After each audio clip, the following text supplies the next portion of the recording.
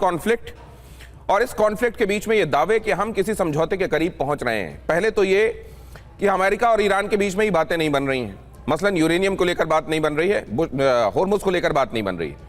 मान लीजिए कि किसी सूरत में इनके बीच में किसी एक पॉइंट पर किसी एक हद तक बातें बन भी जाएं और कोई समझौता अस्तित्व में आ भी जाए, तो क्या वो ईरान और इजराइल के चाहे बगैर, जब तक वो दोनों नहीं चाहते कि हाँ शांति होनी चाहिए, ईरान और इजराइल, क्या किसी भी तरह का समझौता मुमकिन है और क्या उस समझौते के बूते कोई टिकाऊ शांति मुमकिन है? जनरल कुलकर्णी।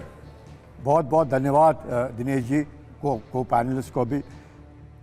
आप जो कह रहे हैं बिल्कुल ठीक। ईरान और इजराइल के बिना समझौता बहुत बहुत कठिन है।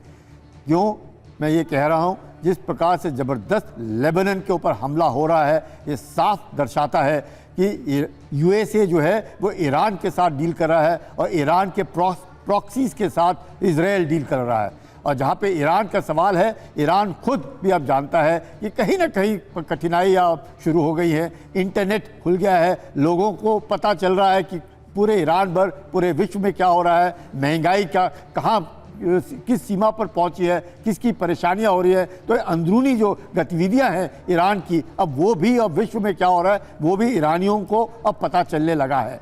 इस दौरान में जब अब बातचीत हो रही है, आप देख रहे हैं कि ट्रंप क्या कह रहे हैं। ट्रंप के टेबल के ऊपर डील पड़ा है, वो कह रहा है मैं देखूंगा, 2-3 दिन में देखूंगा कि क्या होगा। इसके लिए ये साफ दर्शाता है कि प्रेशर डाला जा रहा है ज़बरदस्त ईरान के ऊपर, और ईरान प्रेशर डाल रहा है ये कहीं ना कहीं लेबनान को लेकर के। और जिस तरीके से उम्मा को एक बार से फिर से उकसाया जा रहा है ईरान के द्वारा, चाहे वो मलेशिया है, चाहे वो पाकिस्तान है, चाहे वो जीसीसी कंट्रीज़ हैं, टर्की है, सबको कहा जा रहा है कि हम सब जितने भी इस्लामिक देश हैं इकट्ठे हो जाएं और ये इस बात को माने कि हमने अमेरिका का जो अमेरिका हार रहा है उनका मानना है, और हार को अभी हमने यकीन करना है। ये अमेरिका को किसी प्रकार से भी स्ट्रेट ऑफ होर्मुज को लेकर के बातें आगे नहीं जाने देनी है। इसमें ओमान के ऊपर जिस प्रकार से प्रेशर अमेरिका डाल रहा है कि हम ओमान को भी उड़ा करके रख देंगे। कतर भी जो हमेशा मध्यस्थता करता था, कतर भी कह रहा है कि अब मध्यस्थता वक्त आ गया है, लड़ाई का वक्त नहीं है, कूटनीति का वक्त है। और कहीं ना कहीं जो डील है उसको अब सील किया जाए, ना कि इसको किल में बदलिया किया जाए। क्योंकि डील जिस प्रकार से लगातार डील हो रहा है, लेकिन डील कहीं ना कहीं अटक रही है क्योंकि यूरेनियम को लेकर के बातचीत आगे नहीं बढ़ रही है। स्ट्रेट ऑफ होर्मुज को तो सर ये जो आप कह रहे हैं कि ये सील किए जाने की जरूरत है, ये किल ना होने पाए, ये इंश्योर करना चाहिए क्योंकि इसी में दुनिया की भलाई है। सवाल ये है कि किसके चाहे ये होगा? क्या अमेरिका ये चाहेगा? अमेरिका लगातार इसमें एक तरीके से अगवा बना हुआ है, मतलब ईरान के खिलाफ लड़ाई में अमेरिका फ्रंट फेस बना हुआ है, समझौता कराने वाला भी वो फ्रंट फेस बना हुआ है। लेकिन क्या अमेरिका के चाहे और ईरान के चाहे ये होगा? जब मान लीजिए कुछ एक बातें ऐसी जो अमेरिका ने कहीं और ईरान मान लीजिए यूरेनियम के मामले में या होर्मुज के मामले में किसी हद तक कामयाबी मिले, कोई समझौता साइन हो जाए, तो क्या इसकी गारंटी नहीं कि अगले 3 महीनों में भी फिर से ये लड़ाई शुरू हो जाएगी?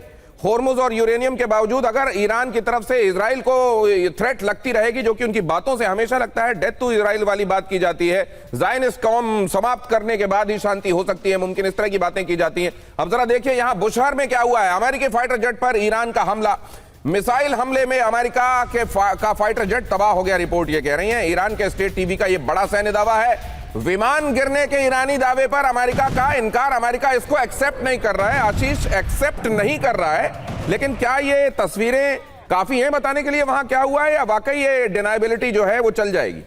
देखिए ये डिनाइबिलिटी जब तक यूएस की तरफ से कंफर्म नहीं की जाती है, इस तरह के वीडियो फुटेज नो डाउट कि एक प्रूव करते हैं कि क्या हुआ, कैसे हुआ, लेकिन कब हुआ, ये वाला प्रश्न हमेशा से ही इस तरह के फुटेजेस में लगातार बना रहता है। देखिए इतने सारे लगभग 2 दर्जन MQ-9 रिपर्स और 4 Street Titan उड़ा दिए हैं, लेकिन कौन सा वाला फुटेज किसका है, कौन सा मार्च का है, कौन सा मई का है, ये वाला फाइटर जेट कल वाला है या फिर 2 महीने पहले वाला, ये एक हमेशा से ही क्वेश्चन बना रहेगा। लेकिन बड़ी बात यहां पर यह है कि 20 या 30, आप यही नंबर ईरान ज्यादा से ज्यादा अगर हम एज्यूम भी करें कि वो क्लेम कर रहा है ज्यादा मारा, लेकिन बड़ी बात यह है कि जो टॉप लेयर हैं, जो 5th जनरेशन फाइटर जेट है F-35 MQ-9 रीपर, मैं कह रहा हूं 25 नहीं अगर 5 भी मार के ईरान गिरा पा रहा है तो नो डाउट ये अमेरिका की MIC के लिए एक बड़ा मैसेज है और अमेरिकन मिलिट्री के लिए भी एक बड़ा मैसेज है। इससे ये नहीं होता है कि ईरान जंग जीत जाएगा, मिलिट्री सुपीरियरिटी है, लेकिन उनकी तैयारी भी दिखाई देती है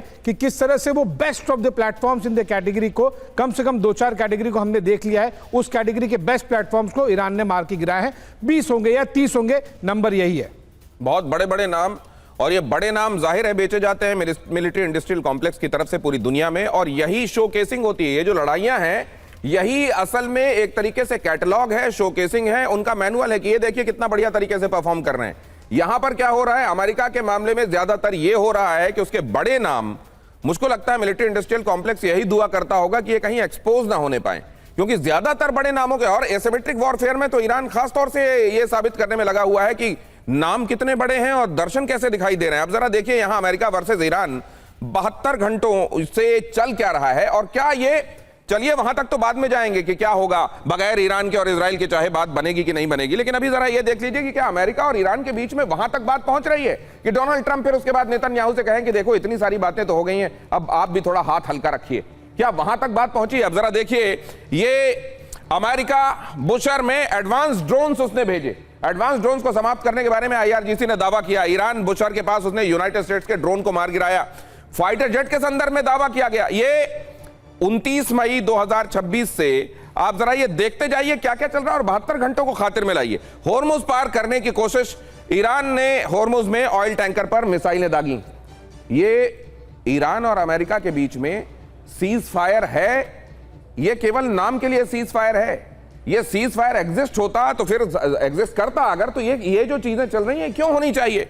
बंदर अब्बास में 13 सैन्य ठिकानों पर हमला। अब इसको कह दिया जाता है कि ये तो हमने रक्षात्मक आक्रमण किया है। रक्षात्मक आक्रमण कह देने से क्या आक्रमण जो उसके साथ जुड़ा हुआ है वो आप एकदम समाप्त कर देंगे या डाइल्यूट कर देंगे? जाहिर ऐसा नहीं है। अब जरा देखिए, 13 सैन्य ठिकानों पर हमला, उधर फारस की खाड़ी और कुवैत में अमेरिकी बेस टारगेट किए गए।